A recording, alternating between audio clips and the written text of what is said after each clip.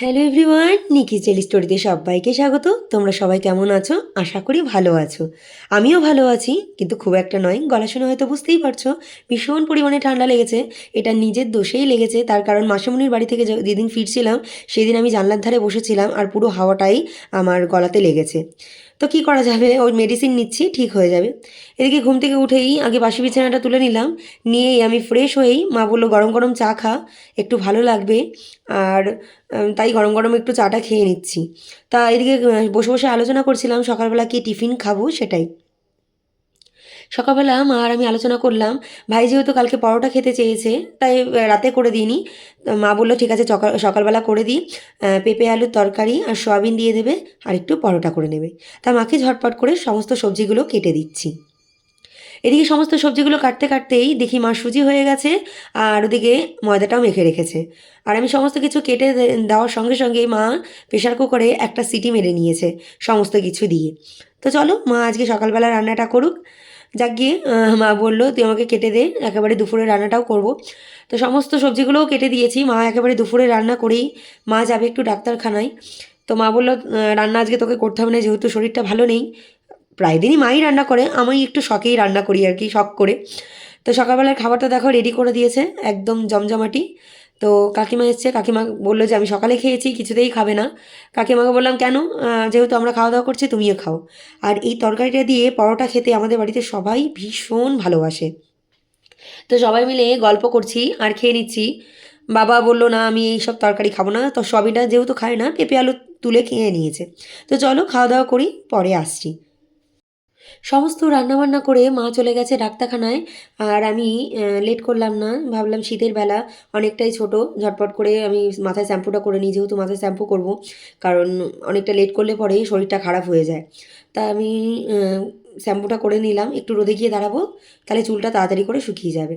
একটু মাথায় সিরাম না দিলে না ভালো লাগে না, মানে যতই কন্ডিশনার দিই না কেন একটু মাথায় সিরাম দিলে পরে বেশ ভালোই লাগে। তো চলো একটু রোদে গিয়ে দাঁড়াই, পরে আসছি। একটু বাইরে রোদে দাঁড়িয়েছিলাম আর দেখলাম সমস্ত জামাকাপড়গুলো শুকিয়ে গেছে। আর বেশিক্ষণ না রোদে দাঁড়ানোও যাচ্ছে না, অস্বস্তি লাগছে। তা ভাবলাম জামাকাপড়গুলো সমস্ত শুকিয়ে গেছে যখন, ঘরে নিয়ে গিয়ে ঝটপট করে ভাঁজ করে নিই। বেলা হয়ে যাচ্ছে, এরপর খেয়েও নেবো, একেবারে খেয়ে একটু রেস্ট নিয়ে। হ্যালো এভরিওয়ান, আবার অনেকক্ষণ পর চলে এলাম। আর সকালবেলা তো খাওয়া দাওয়া করেছি, তারপরে মাকে সমস্ত কিছু সবজি সবজি কেটে দিয়েছিলাম। তো মা রান্নাবান্না করছিল, তাই সেই ফাঁকে আমি স্নান করে নিয়েছি। স্নান টান করে একটু জামাকাপড়গুলো গোছালাম, গুছিয়ে একটু শুয়ে শুয়ে ফোন ঘাটছিলাম, বলতে ওই এডিট করছিলাম আর কি ভিডিও। তা আমার মোটামুটি রান্না হয়ে গেছে। এখন ঘড়িতে প্রায় বাজে একটা, ভাবছি আর লেট করে লাভ নেই, খেয়ে নিই। একটা যখন বেজে গেছে, মায়ের রান্নাও হয়ে গেছে, মা যাবে একটু ডাক্তারখানায়। তো তো চলো, মা আজকে যেহেতু শনিবার, মায়ের জন্য মা পালং শাক করেছে, সোয়াবিন আলু পেঁপে দিয়ে যে তরকারিটা করেছিল সকালে, সেই তরকারিটাও কিছুটা রয়ে গেছে। তো ওই দিয়ে খেয়ে নেবো। আমি ভাবছি একটু একটা ডিম অমলেট করে নেবো, ওপর দিয়ে একটু ঘি নিয়ে নেবো, গরম ভাত তো ঘি নিয়ে নিলে বেশ ভালো লাগে খেতে। তো চলো ঝটপট করে ডিম অমলেটটা করে নিই, করে তারপরে তোমাদের সামনে আসছি।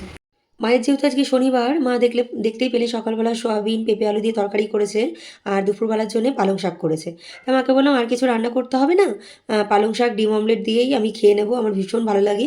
আর ভাতটা যেহেতু গরম গরমই নামিয়েছে, তো ঘি নিয়ে নিলেই খাওয়া হয়ে যাবে। তা একটা ডিম অমলেট করে নিলাম, আর এদিকে পালং শাক, পাঁপড় ভাজা আর ঘি নিয়ে নিয়েছি। তা ওদিকে ডিম অমলেট করতে করতে দেখলাম মা ঢুকে গিয়েছে বাড়িতে। তা মা বললো এখন খাবো না, তুই খেয়ে নে, আমি খেয়ে গিয়েছি, এখন খিদে পাইনি। তা আমি বললাম ঠিক আছে চলো আমি খেয়ে নিই, একটু খেয়ে একটু রেস্ট নিতে হবে, তার কারণ গান শেখানো আছে। আর এই শীতের ফল মানেই কমলা লেবু। খাওয়ার পর এই কমলা লেবু খেতে আমার ভালো লাগে। তা ভাবছিলাম রোদে একটু দাঁড়াবো, খাওয়া দাওয়ার পর ঠান্ডা ঠান্ডা লাগছিল একটু। তা দেখলাম না ভালো লাগছে না, যখন ঘরেই লেবুটা খেয়ে নিই। দুপুরবেলা খাওয়া দাওয়ার পর একটু ঘুমিয়ে গিয়েছিলাম, আবারও চলে এলাম সন্ধ্যাবেলা সেই চায়ের আড্ডায়। তা সকালবেলা না আমি বাড়ির ওপর থেকে এই বাদাম বিস্কুটগুলো রেখেছিলাম, আর এই চায়ের সাথে না বাদাম বিস্কুট খেতে ভীষণ ভালো লাগে। তা সবাই মিলে চা খেয়ে নিচ্ছি। এভরিওয়ান, সন্ধ্যাবেলা চাটা খেয়ে নিয়েছি, আর এখন বাড়ির সামনে ফুচকা এসেছে। তো ভাবছি ফুচকা খাবো না, একটু চুরমুর নিয়ে নেবো। তো এই যে কাকু চুরমুর মাখছে,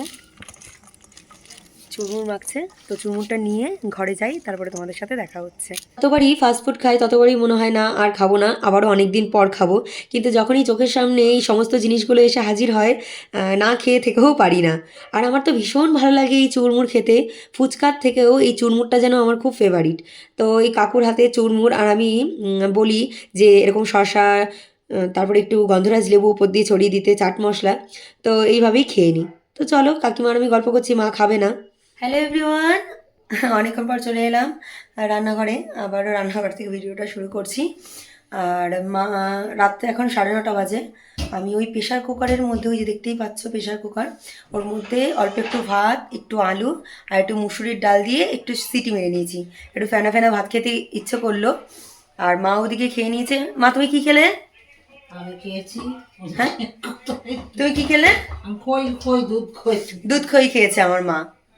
তো এখন একটু ডিম অমলেট করবো, প্লেন একদম ডিম অমলেট, পেঁয়াজ ছাড়া, লঙ্কা ছাড়া। তো সেটা দিয়ে এখন রাতে ডিনারটা করে নেবো।